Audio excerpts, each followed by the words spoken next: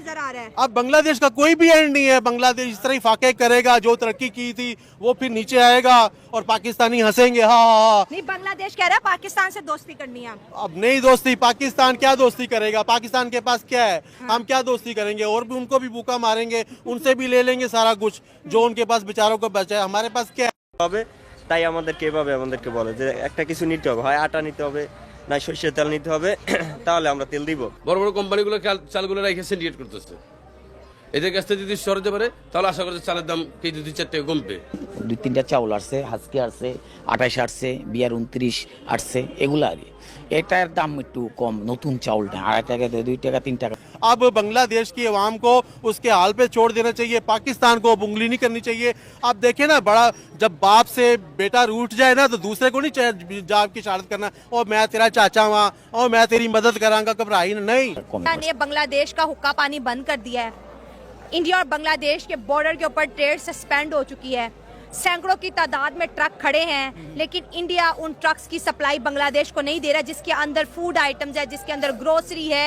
6000 के करीब आप लगा ले कि कमोडिटी है, वो ऐसी अशिया है जिसका रोजमर्रा की जिंदगी में बहुत ज्यादा, जिसे बोलते हैं, इन्फ्लुएंस रहता है। और बांग्लादेश के अंदर जो है, अब जिस तरह पाकिस्तान के अंदर हालात हुए, आटे के क्राइसिस, सब्जी के क्राइसिस, आलू के, टमाटर के, मेडिसिन के, क्या वो भी पाकिस्तान की तरह ही हो जाएगा? आप देखें कि अगर बांग्लादेश की लड़ने की कैपेबिलिटी को देखा जाए तो मेरा नहीं ख्याल कोई बहुत बड़ी चीज़ है, और इंडिया के लिए बांग्लादेश को रन ऑफ करना कोई मसले की बात नहीं है। तो अगर वो कुछ तैयारी ले भी लेंगे तो मेरा नहीं ख्याल को इंडिया का ज़्यादा कुछ कर पाएंगे। तो मेरा नहीं ख्याल वो जो है लड़ने की कोई कैपेबिलिटी रखता है।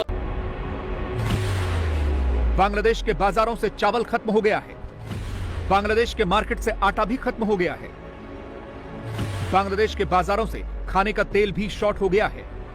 धीरे धीरे करके खाने पीने की चीजें खत्म हो रही हैं। सवाल यह है कि क्या बांग्लादेश को खाने पीने के सामान की सप्लाई बंद हो गई है? बांग्लादेश में अचानक से खाने पीने के सामान क्यों खत्म हो गए?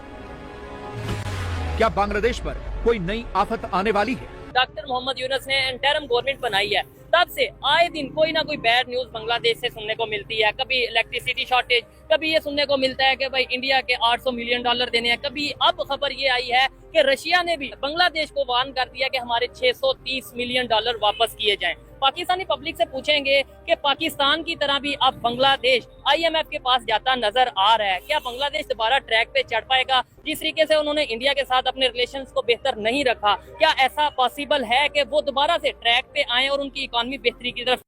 तो दोस्तों, जैसा कि हाइलाइट्स आपने देख ही ली हैं, आगे चलकर मुकम्मल वीडियो आपके साथ शेयर करते हैं। तो दोस्तों, बांग्लादेश को भारत के साथ पंगा लेना महंगा पड़ गया है।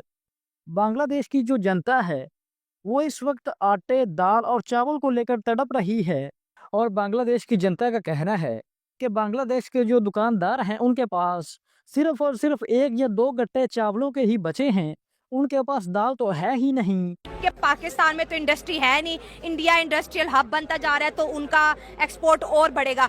बॉर्डर पे इंडिया ने ट्रेड बांग्लादेश के साथ सस्पेंड कर दिया, बांग्लादेश का दाना पानी बंद कर दिया। अब क्या कहेंगे? इसके ऊपर मैं ये कहना चाहूँगा कि भारत का ये बहुत बड़ा डिप्लोमेटिक और बहुत बड़ा पॉलिटिकल फेलियर है। अच्छा, ठीक है, फेलियर है वो इस तरीके से क्योंकि भारत की बहुत ज़्यादा ट्रेड जो थी वो बांग्लादेश से हो रही थी, जो कि अब सस्पेंड हो चुकी है, जिसका भारत को डेफिनेटली नुकसान होगा। लेकिन नुकसान इस हद तक नहीं होगा जिस तरह पाकिस्तान में आप कह रही है कि टमाटर बहुत ज़्यादा महंगे हैं और आलू बहुत ज़्यादा महंगे। देखिए, भारत की जो इकोनॉमिक सुपर हब है, वो पावर हाउस है इकोनॉमिक, ठीक है, तो उसको उतना, जिसको कहते हैं ना, को प्रॉब्लम्स फेस नहीं करनी पड़ेंगी।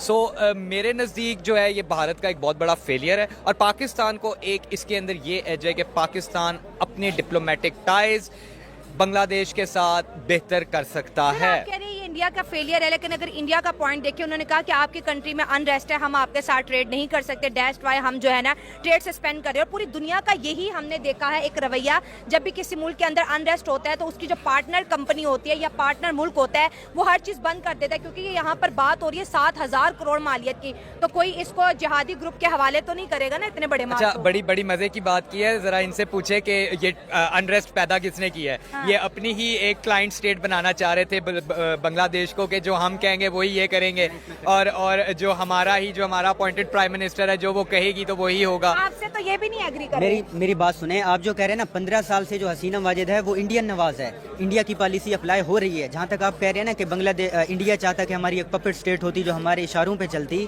पाकिस्तान ने ये भी कहा था कि बांग्लादेश पे हिंदुस्तान कब्जा कर लेगा, मगर इंडिया ने उन्हें तो स्पेस दी। उन्हें कहा तुम अलहदा कंट्री हो, हम तुम्हारी जान छुड़वा रहे हैं, ठीक है। कब्जा नहीं किया, इन्वेड नहीं किया। अब भी उनका था कि उनकी अपनी ही मर्जी की हुकूमत थी। इसमें क्या है कि जमात इस्लामी का जो लिंक है वो हमारी ISI से है, ठीक है। तो इसमें इंडिया के क्लेम ये आ रहे हैं कि इसमें ISI और पाकिस्तान इन्वॉल्व था, ठीक है। और वैसे अगर इंटरनेशनल सतह पे देखा जाए तो अमेरिका ने पाकिस्तान से अड्डे मांगे थे और इमरान खान ने इनकार किया तो वो हट गए। मतलब और इसके पीछे भी अमेरिका ने US, हाँ बांग्लादेश से भी अड्डे मांगे। और एक और भी बात कही जा रही है कि म्यांमार और बांग्लादेश के दरमियान एक क्रिश्चियन कंट्री छोटा सा वो किया जाएगा ताकि चाइना को कंटेन किया जाए और वहाँ पे बहरी बेड़े हों। देखें कि अगर बांग्लादेश की लड़ने की कैपेबिलिटी को देखा जाए तो मेरा नहीं ख्याल कोई बहुत बड़ी चीज़ है, और इंडिया के लिए बांग्लादेश को रन ऑफ करना कोई मसले की बात नहीं है। तो अगर वो कुछ तैयारी ले भी लेंगे तो मेरा नहीं ख्याल को इंडिया का ज़्यादा कुछ कर पाएंगे। तो मेरा नहीं ख्याल वो जो है लड़ने की कोई कैपेबिलिटी रखता है बांग्लादेश। पहले तो ये पाकिस्तान से मदद मांग रहे थे, पाकिस्तान से उन्होंने खाने पीने की चीज़ें मांगी, पाकिस्तान ने दी भी। अब वो चाइना को अपने साथ खड़ा कर रहे हैं कि हमें जो है आपकी मदद की ज़रूरत है। और अगर हम इंडिया के डिफेंस सेक्टर की बात करें तो हमें पता है कि इंडिया के पास एक से बढ़कर एक जो है वो ड्रोन मौजूद है, जंगी तैयारे मौजूद हैं। हमने देखा है कि इंडिया ने गुजरते वक्त के साथ साथ डिफेंस सेक्टर पे किस कदर काम किया है। देखिए वो उनकी ज़रूरत है क्योंकि उनकी ऑलरेडी 2 फ्रंट वॉर है पाकिस्तान के साथ भी। पाकिस्तान के साथ तो खैर इतनी ज़्यादा नहीं है मगर चाइना के साथ उनका ज़्यादा है। तो उसको देखा जाए तो, और बाकी इंडिया की इटसेल्फ जो वेपन्स की कैपेबिलिटी है वो बहुत ज़्यादा नहीं है, मतलब कम है। और उसके बाद अगर देखा जाए कि बांग्लादेश जो है वो बांग्लादेश को नहीं कह रहा चाइना के खड़ा हो, बल्कि चाइना को बांग्लादेश की ज़रूरत है। अगर आप देखें तो बांग्लादेश के साथ म्यांमार होगा, नेपाल होगा, ये सारे कंट्रीज़ जो है वो चाइना जो है इनसर्कल करना चाह रहा है। और उसके साथ अगर आप देखें तो जो साउथ चाइना सी है उसके अंदर जो है इंडिया जो है अपनी नेवी को जो है ना इनहांस कर रहे हैं। तो अगर इसमें देखा जाए तो दोनों जो है वो काउंटर कर रहे हैं एक दूसरे को। तो बस इसके अंदर यही चीज़ है और ये स्टैंड ऑफ होगा, लड़ेंगे कोई भी नहीं। सर मजे की बात तो ये है कि जब पिछले दिनों रशिया के अंदर ब्रिक्स मीटिंग हुई तो वहाँ पे इंडिया और चाइना ने ये डिसाइड किया था कि अगर हमें ग्लोबल पीस कायम करना है तो हमें आपस में पीस कायम करना पड़ेगा। तब ये खबरें निकल के आई थी कि LAC से दोनों आर्मीज ने इंडिया और चाइना की अपनी अपनी फौजें पीछे हटा ली हैं। तो मेरा नहीं ख्याल कि इतने सालों के बाद लद्दाख के मसले को एक तरफ रख कर अगर इंडिया और चाइना ने पीस के लिए एक एक कदम आगे बढ़ाया है।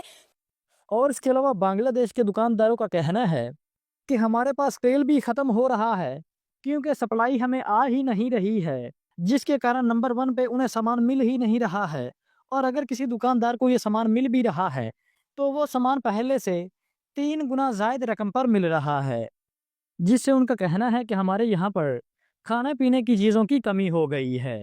तो दोस्तों, भारत की जानिब से बांग्लादेश को खाने पीने के सामान से लेकर हर प्रकार का सामान भेजा जाता है। तो यहाँ पर पहली बड़ी बात यह है कि भारत की जानिब से अभी तक बांग्लादेश को जाने वाली सारी चीज़ों पर, सारी एक्सपोर्ट्स पर भारत ने बैन नहीं लगाया है, बल्कि जो बांग्लादेश है, बांग्लादेश के पास इस वक्त इतने पैसे ही नहीं हैं कि वो दूसरे देशों से खाने पीने का सामान ही मंगवा सकें। तो जैसे ही बांग्लादेश में तख्ता पलट हुआ है तो बांग्लादेश के जो फॉरेक्स रिजर्व्स थे वो गड़बड़ा गए हैं। तो अब फ्री में तो कोई माल इनको देने वाला नहीं है। और जो भारत के एक्सपोर्टर्स हैं वो भी ये चाहते हैं कि हमारा माल बिके और हमें भी कुछ पैसे मिलें, परंतु बांग्लादेश के पास इस वक्त फूटी कोड़ी भी नहीं है। तो ये क्या खाएंगे? और जिस कारण से इस वक्त बांग्लादेश की मार्केट में हर एक चीज़ के दाम बढ़े हुए हैं। और अब तो वहाँ पर बांग्लादेश में आलू और प्याज के जो दाम हैं वो भी डबल हो चुके हैं। तो अब इस हवाले से बड़ी खबर आ रही है कि बांग्लादेशियों को आटे, दाल और चावल के या तो 3 गुना ज़ायद दाम देने पड़ रहे हैं या फिर उन्हें ये सामान मिल ही नहीं रहा है।